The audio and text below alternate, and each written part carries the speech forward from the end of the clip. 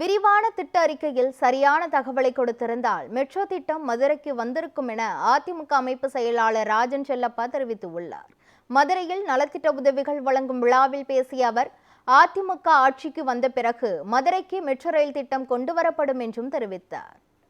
Metro rail வராது காரணம் 11 லட்சம் பேர் இருந்த மதுரையை அடையாளம் காமிச்சு இன்றைக்கு 20 லட்சம் பேர் கேள்விச்சாதான் சட்டம் இருக்குன்னு ஒரு அரசாங்கத்துக்கு தெரியும், அதிகாரிக்கு தெரியாதா? 20 லட்சம் பேர் இருந்தா தான் குறைந்தது 17 லட்சம் இருந்தா தாங்க மெட்ரோ ட்ரெயின் கொடுக்க முடியும்.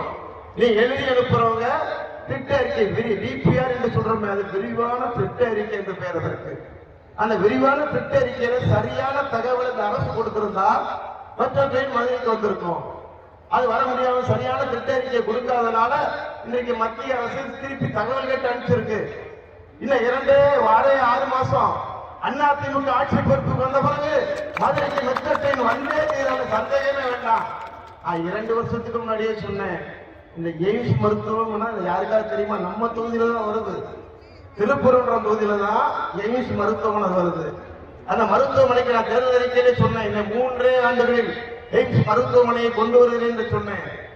ஆளுகிற வாய்ப்பை நான் இழந்து விட்ட காரணத்தால் அதுக்கு அழுத்தம் கொடுக்க முடியாவிட்டால் இப்போதும் சொல்றோம், அன்னைக்கு எடப்பாடி முதலமைச்சராக வந்த பிறகுதான் எய்ம்ஸ் மருத்துவமனை செயல்பட போகிறது என்பதை மிக தெளிவாக 2 ஆண்டுகளுக்கு முன்னாடி நான் சொல்லிட்டேன்.